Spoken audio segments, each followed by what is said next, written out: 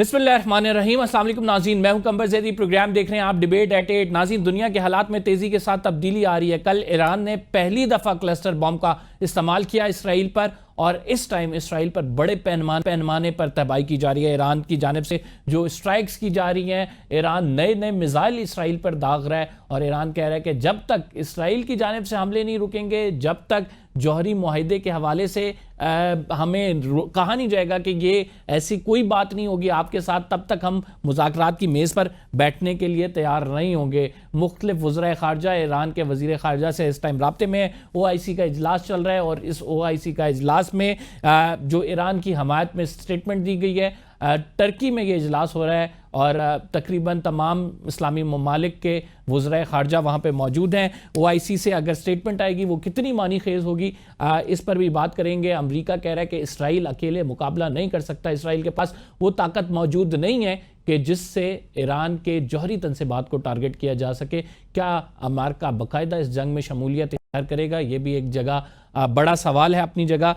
नाज़रीन, इसके साथ साथ पाकिस्तान के हालात पर भी बात करेंगे, खसूसन खैबर पख्तूनख्वा की असम्बली से जो बजट पास होना है। PTI इस टाइम ये कहती नज़र आ रही है कि वो बजट तब तक हम पास नहीं करेंगे जब तक इमरान खान साहब से मुलाकात नहीं कराई जाएगी, और अगर इमरान खान साहब से मुलाकात नहीं कराई जाती तो इस सूरत हाल में फिर फंड्स रुक जाएंगे, बजट पास नहीं होगा, एक नई मुश्किल खड़ी हो जाएगी। गवर्नर रूल की भी बातें की जा रही हैं। इस पर बात करने के लिए हमें ज्वाइन किया है PTI की सीनियर रहनुमा शाहनदाना साहिबा ने। शाहनदाना गुलजार साहिबा, बहुत शुक्रिया हमें प्रोग्राम में ज्वाइन करने के लिए। व्हाट डू यू थिंक कि अगर आप लोगों को इजाज़त नहीं मिलती इमरान खान से मुलाकात की, तो बजट वाले मामले पर क्या होगा? क्या आप बजट को अप्रूव कराएंगे? क्योंकि आप कह रहे हैं कि जाहिर बात है इमरान खान साहब से अप्रूवल पहले ज़रूरी है। बहुत शुक्रिया कंबर साहब। इसमें आप दो बजट से याद रखिएगा, एक है हमारा KP का बजट, दूसरा है फेडरल गवर्नमेंट का। जो फेडरल गवर्नमेंट का बजट है वो अक्सर लोग वही घिसी पिटी बातें करते हैं, अवाम दुश्मन बजट, कमर तोड़ बजट। लेकिन अगर आप इस बजट में तीन चार मोटी मोटी चीजें देख लें, तो कोई भी इस बजट को पास करेगा वो वाकई ही एक का दुश्मन है, खुला दुश्मन है। नेशनल असेंबली में बार बार आपको पता है तो फॉर्म 47 वाले लोग हैं, कुरान के नीचे झूठ बोलते हैं, कुरान के ऊपर हाथ रख के झूठी कस्में खाई हैं, ओथ लिए आइन पे और कुरान पे। तो इनसे तो आप कोई नेकी या सच एक्सपेक्ट करना अपने आप से दुश्मनी करनी है। लेकिन जो उन्होंने एक बहुत बड़ा झूठ बोला कि हमने जी आम आदमी के लिए रियायत किए तनख्वाह में, हमने 58 अरब रुपए कम किए हैं। लेकिन जो ये आपको बताते नहीं है कि इन्होंने 623 यानी 623 बिलियन अरब के कर्जे और डाल दिए हैं। मैं सिंपल अल्फाज में आपको बताती हूँ। जो बंदा महीने का 30,000 कमाता है, उसको उन्होंने 2,000 की टैक्स दे के छूट 10,000 उस पर खर्चा बढ़ा दिया। इन्होंने कार्बन लेवी लगा दिया है, पेट्रोलियम लेवी ज्यादा कर दिया है, आपके बिजली के बिल, खाने के बिल, हर चीज का बिल बढ़ेगा। फ्रेट सब्सिडी लगा दी, फ्रेट बिल लगा दिया है खाने पे। और मजे की बात है, जो गरीब है ना वो हर चीज 2% ज्यादा महंगी खरीदेगा। जो बड़ी गाड़ियां हैं, बिलावल और मरियम की गाड़ियां, 2-3 हजार सीसी वाली, 4,000 सीसी वाली, उस पर 40% ड्यूटी कम करती है, और उस पर ना पेट्रोल का ये कार्बन लेवी उस पर नहीं डाली है। लेकिन जो गरीब आदमी है, जो 100 रुपए का या 200 का पेट्रोल डालता है, वो उस पे 2.5 रुपए फालतू देगा ताकि मरियम और बिलावल के मुंह बंद हो जाए। ऑन टॉप ऑफ दैट, जो छोटी गाड़ी इंसान लेता है, टैक्सी, मैरान, सुजुकी, 850 सीसी से जो कम गाड़ियां थी, मोटर बाइक, रिक्शे, उन पे भी इन लोगों ने टैक्स लगा दिया 18% का। तो आप मुझे बताएं, आप मेरी जगह MNA होते, आप कभी ऐसा हराम बजट, में तो उसको हराम बजट कह रही हूँ, आप इसको पास करते? कि आपको पता है कि आपके घर में गरीब लोग भी होंगे, मुतवस्सित तबके वाले भी होंगे।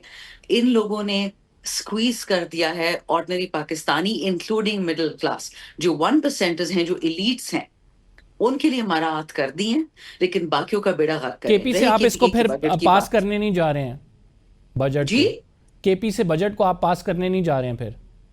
देखें, जब तक खान साहब से मिलने का आईनी और कानूनी हक नहीं मिलेगा, ये बजट स्टॉल होगा, ये याद रखिए। अगर ये बजट स्टॉल हुआ, ये तो उनकी चालाकी है। ये तो चाहते हैं कि KPK में किसी तरीके से गवर्नर्स रूल आ जाए।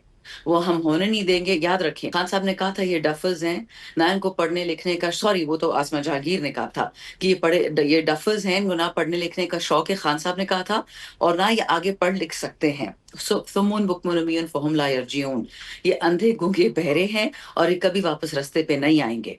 अब total annihilation of Pakistan is on the cards, तो क्या हम इनको करने देंगे? Absolutely not. जिस तरह के मकाना काम ये लोग किए जा रहे हैं वन आफ्टर द अदर। और याद रखें, ये नशा बड़े बड़ों को था, हिटलर को भी था, पॉल पॉट को भी था, स्टालिन को भी था, फिरौन को भी था, दैट उनके पास असला है, उनके पास बंदूकें हैं, ताकत है, तो they can destroy people and they can destroy nations. But let me tell you, I have no confidence about any other country in the world except Pakistan. We will survive all of this, we will come on top. How? I don't quite know. लेकिन इतना मैं आपको बता दूं कि खान साहब इन सबको अपनी उंगलियों पे अभी भी नचा रहे। मुझे ये बताएं कि 2829 तक तो ये पास कराना है आपने, आपकी मुलाकात नहीं होती है, तो क्या वे आउट है आप लोगों के पास? मुलाकात क्यों नहीं होगी? मुझे बताया कंबर साहब, क्यों नहीं होगी? क्या जैसे जवाब है मिलने ना देने? जैसे पहले नहीं मुलाकातें होती रही, जैसे इंपॉर्टेंट नहीं, मामलों पे मुलाकातें नहीं अगर होती ये रही, लोग वैसे चाहते ही हैं, अगर देखें, इन लोगों को माइंस एंड मिनरल्स एक्ट चाहिए, ठीक है? खान ने कहा मैं माइंस एंड मिनरल्स एक्ट नहीं मानता। इन लोगों ने प्रॉमिस किया हुआ है कि हम माइंस एंड मिनरल्स पास करके देंगे। जिस तरह बलूचिस्तान में even ANP went to Balochistan, KP में तकरीर की, भाषण दिया कि जी हमारे माइंस एंड मिनरल्स को ये लेकर जा सकता है, और वही ANP जाके बलूचिस्तान में बैठी और उन्होंने माइंस एंड मिनरल साइन करवा दिया। अपने ही हमारे मीर जाफर मीर सादिक हैं जो खैबर पुख्तूनख्वा की नैया डुबोना चाह रहे, बट वो हम होने देंगे नहीं इंशाल्लाह। ना माइंस एंड मिनरल्स पास होगा, और बजट इमरान खान की मर्जी से ही पास होगा, दिस मैं आई मैं गारंटी। मैं मैं वही कह रहा हूँ, आपकी मुलाकात नहीं होती, इमरान खान की कोई डायरेक्शन नहीं आती, कुछ भी नहीं मुलाकात होती। होगी, तो मुलाकात यू आर होगी। सर्टेन अबाउट दिस फैक्ट कि आपकी मुलाकात होगी और उसके बाद ये बजट पास हो जाएगा, कोई इसमें हर हर्डल हाल नहीं में, आएगा? हर हाल में होगा, हर हाल में होगा। और मुझे ये बताएं कि इस बजट के हवाले से ज़ाहिर बात है आप लोगों की रिजर्वेशन है, फेडरल का जो बजट आया उसमें भी है, तो आप लोग फिर क्या ऐसे इकदाम हैं जो करेंगे? ज़ाहिर बात है ओपोजिशन एक काउंटर पॉलिसी देती है, उस पर इम्प्लीमेंटेशन करती है, कोई एहतजाज जल्द से जुलूस 2 हफ्ते के लिए तो आपने मौखर कर दिए, लेकिन वो तो पर्टिकुलरली फोकस कर रहा था इमरान खान साहब की रिहाई का। आप पहले वाले अपने एहतजाज में कामयाब नहीं हुए, तो आवाम के लिए क्या करेंगे फिर? कौन कहता है हम कामयाब नहीं हुए? We've kept these losers on their toes. 22 मई 2025 से लेकर आज तक हमारी मूवमेंट एक दिन नहीं रुकी है। उन लोगों से कहें जो अभी भी जेलों में मारे खा रहे हैं, जिनको मरियम और उसका चाचा शाहबाज मार मार के उनका भुरकस निकाल दिया है, कोई इंशाल्लाह, देखिए, ये हवाई बातें होती हैं कि आप तो ये हो गए, आप तो वो हो गए। आप ऑन द ग्राउंड रियलिटी देखिए। फेडरल गवर्नमेंट ने तालीम को कितने पैसे दिए हैं, जरदारी ने कितने दिए हैं, मरियम ने कितने दिए हैं, और खैबर पख्तूनख्वा ने कितने दिए हैं? हमसे 2500 अरब इस वक्त वफाकी हुकूमत ने चोरी किए हैं नेट हाइडल प्रॉफिट्स की मद में। हम बिजली बनाते हैं या हम उसका पैसा नहीं देते। फेडरल हुकूमत ने हमसे फाटा पाटा मर्ज जिसे कबायली इलाके कहते हैं, जहाँ की गंदी नजरें इनकी हैं हमारे माइंस और मिनरल्स, हमारी मादनियात पे, उसका 400 अरब रुपए फी साल ये हमसे रोक रहे हैं। हमारे ऑयल एंड गैस की रॉयल्टीज, तेल निकलता है बलूचिस्तान, खैबर पख्तूनख्वा में पहुंच जाता है मुल्तान। ये इसके लिए इनका क्या है, ये जो इनकी फर्टिलाइजर इनकी कंपनी इन लोगों की है, फौजी फर्टिलाइजर, इनकी जितनी बड़ी बड़ी कंपनियां FW NLC, वो टैक्स नहीं दे रही हैं। फौजियों का, रिटायर्ड फौजियों जिसमें मेरे खानदान भी है शामिल, उन सब की पेंशन सिविलियन किटी से निकलती हैं। तो आप मुझे बताएं, ये किस मुंह से ये कह सकते हैं कि ये पाकिस्तान के दोस्त हैं, ये वतन दोस्त बजट है, या इसको पास करा के पाकिस्तान की बेहतरी होगी? रही हमारा एहतजाज, आई कैन अश्योर यू इनकी जानें निकली है, वरना एक बंदा जेल में बैठा हुआ है और वो सारे पाकिस्तान को एक इशारे से उठा लेता है। माइंस एंड मिनरल्स बिल की बात की, इसकी मिनरल्स की गूंज तो हमें ओवल ऑफिस तक सुनाई दे रही है, और बहुत सारे अखबारों ने ये रिपोर्ट किया कि जो पाकिस्तान को के पास ऑफर करने के लिए अमेरिका को है, वो ये वही माइंस एंड मिनरल्स हैं, और यही पाकिस्तान बेहतर तरीके से इस पर ट्रेड कर सकता है। तो do you think it's the right step?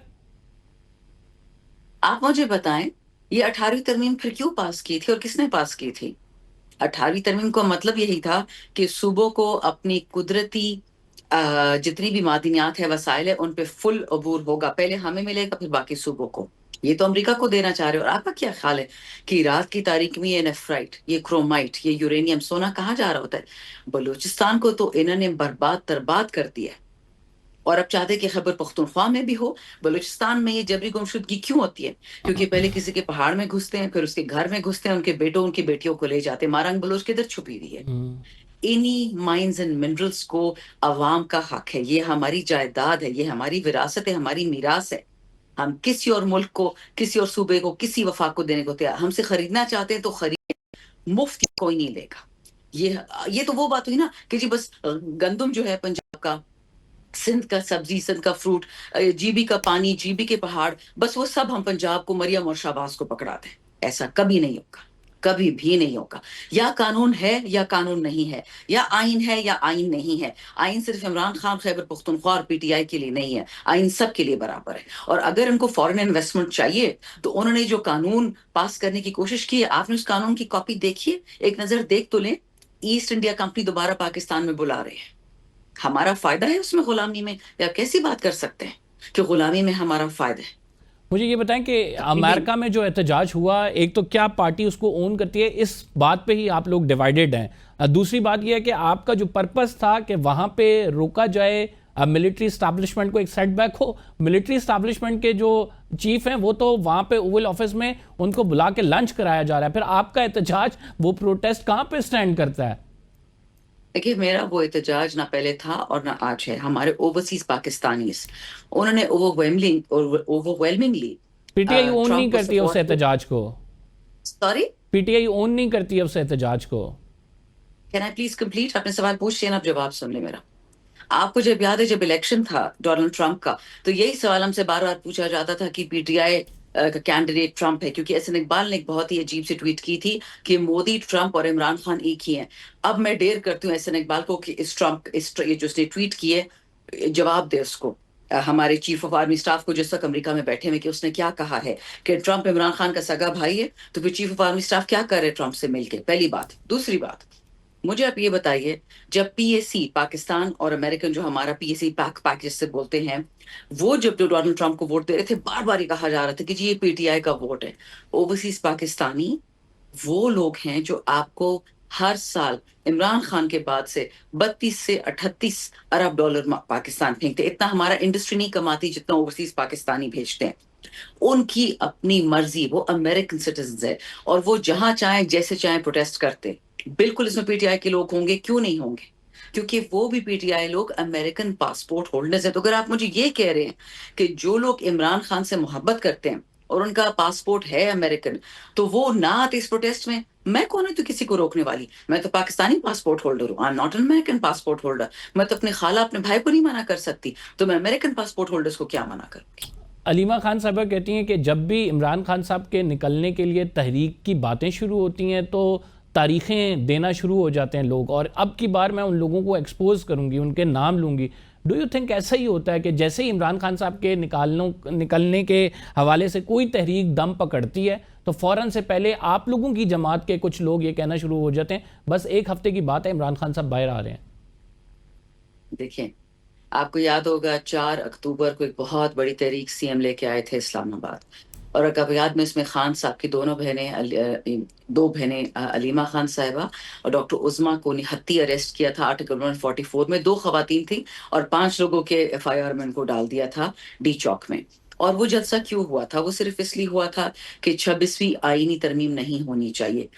पहले में मुझे लगता है कि जिन लोगों ने 26वीं आईनी तरमीम में मदद की, जरदारी की, नवाज की, सबसे पहले उनसे हिसाब किताब किया जाए। जो मुल्क से बाहर बैठे हुए भगोड़े, उनको वापस बुलाएं। बिल्कुल अलीमा खान साहिबा ठीक कह रही हैं, सबका हिसाब किताब होना चाहिए, लेकिन हिसाब किताब सिर्फ एक सूबे का या एक इंडिविजुअल का नहीं होगा, वो अक्रॉस द बोर्ड होगा।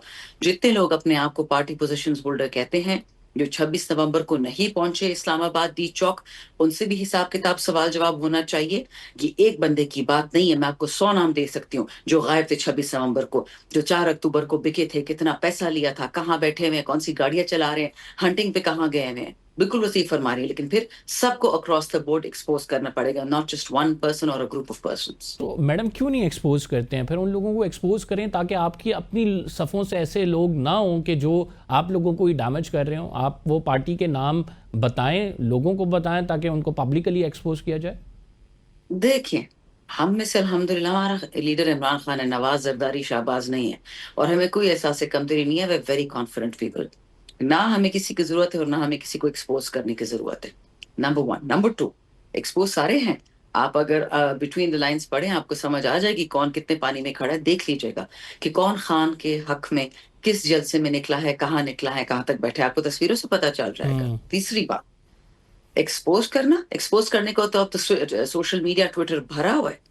जो खान का नाम इस्तेमाल करके समझ रहे हैं कि प्रेस कॉन्फ्रेंस करके वापस आ जाएंगे, ख्वाब देख रहे हैं। हाँ, खान ने उनको वापस ले आया खुद ही, तो वो अलग बात है। चौथी बात, ये याद रखिएगा, जब तक मेरे जैसे लोग, शहरयार जैसे लोग, जुनैद जैसे लोग और बहुत सारे लोग मैं आपको बता सकती हूँ, उमैर नियाजी हो गए, एहसन जमाल हो गए, अमीर सुल्तान, हमारे बहुत भाई बहन, डॉक्टर बेचारा उमर चीमा, डॉक्टर यास्मीन, अनीका मेहदी, ऐसे ऐसे लोग हैं। हम खान के लिए 10 लोग भी पूरे सीसा पिलाई दीवार। हमें किसी के साथ उलझने की जरूरत है ना, बात करने की जरूरत है। ये तो बेचारा भुट्टो साहब तक सारी पार्टी बिक गई थी और सब अच्छा था till the day he was hatched. हम तो हर किसी के गले पड़ते हैं। मुझ पे अभी एक और 2 पर्चे कटे, 45 मुझ पे पर्चे कट चुके हैं तमाम दहशतगर्दी के, और दहशतगर्द घूम रहे हैं। फिर नॉर्थ वजीरिस्तान में इस वक्त अटैक हुआ है। मोहसिन दावड़ की ट्वीट आई है, उस दिन अली वजीर ने इंटरव्यू दिया कि जनरल बाजवा ने हमें कहा तो इमरान खान को हटा दो तो मैं सारे पुख्तूनों की जो मसाइल हैं, ये ड्रोन अटैक्स, ये इनकी माइंस और मिनरल्स पे कब्जे जो हैं, मैं खत्म कर दूंगा। किधर है वो जनरल बाजवा? अली वजीर कहता है मुझे भी जेल में डाल दिया, धोखा किया हमसे उसने। डोंट शो वरी, जो आस्तीन का सांप है वो तो सबसे पहले इंशाल्लाह उसका सर कटेगा। बस आखिरी सवाल आपसे, इसराइल के मामले पर इमरान खान साहब का ट्वीट नहीं आया, इस पर काफ़ी बहस हो रही है सोशल मीडिया पे, तो कर दें एक ट्वीट इमरान खान साहब का जो सोशल मीडिया हैंडल है उससे, क्यों नहीं कर रहे हैं? दो बातें कंवर, माजरत के साथ, आई टोल्ड यू डफल्स की नेशन है, डफल्स इंक है। फलस्तीनी लोगों की आवाज तो आपके लिए होगी ना काबिले कबूल। फलस्तीनी लोगों की मैं आपको ट्वीट्स भेज देती हूँ कि अगर इमरान खान जेल से बाहर होता तो फलस्तीन में जेनोसाइड ना होता। पहली बात। शहबाज शरीफ, नवाज शरीफ, जरदारी, किसी का नाम उन्होंने, इमरान खान का नाम लिया। दूसरी बात, मैं हर रोज असेंबली जाती हूँ, मैं फलस्तीन का झंडा पहन के जाती हूँ क्योंकि इमरान खान ने बोला है कि पहनूं। तीसरी बात, इमरान खान की ट्वीट्स तो इन लोगों ने इस तरह दबा दिए, सिक्वेस्टर कर दिए। मेरा अकाउंट कितने अरसे से शैडो बैन है, मैं ट्वीट करती हूँ नजर नहीं आती, मैं इंटरव्यू देती हूँ, मेरे इंटरव्यूज दबाए जाते हैं। और इमरान खान की मैं आपको अभी 50 ट्वीट्स भेज देती हूँ जो उन्होंने कहा है इसराइल के खिलाफ, फलस्तीन के हक में। आपका क्या ख्याल है, जैसे हमारी हुकूमत गिराएगी 2022 में, एक डेलीगेशन मंशा लेके गया था हिंदुस्तान मोदी से बात करने, दूसरा डेलीगेशन जनरल मुशर्रफ का एक बंदा था वो लेके गया था इसराइल की, जी हम दोस्ती करने को तैयार हैं। जनरल बाजवा ने और उसकी टीम ने अग्री किया था कि the only man standing between Pakistani acceptance of Israel is Imran Khan. तो जब ये बातें मीडिया वालों को पता है, आपको कैसे नहीं पता कि इमरान खान को तो नफरत है with the state of Israel, हम सबको है। ये बात दुरुस्त है हमारी कि आमीन में लिखा हुआ है। इमरान खान साहब बल्कि उस आप टाइम भूल जो गए है, हैं, अनवारुल हक काकर उस साहब ने टाइम क्या बात इमरान कही खान थी साहब की कि जी हुकूमत ने आईन बड़ा कुरान स्टैंड नहीं लिया है, था और आईन इमरान खान कुरान नहीं साहब है। इसराइल को तस्लीम करने के मुखालिफ थे। ये बात आई नो दैट, बहुत सारे ऐसे सारी सोर्सेज दुनिया को पता जिनसे डायरेक्टली हमारी बात हुई है, इस बात की मैं आपकी तस्दीक करूंगा। बहुत शुक्रिया, शानदाना साहिबा हमारे साथ मौजूद थी। नाज़रीन, हम प्रोग्राम में एक छोटा सा ब्रेक ले रहे हैं। We will be right back after this short break. आपका ही मजा।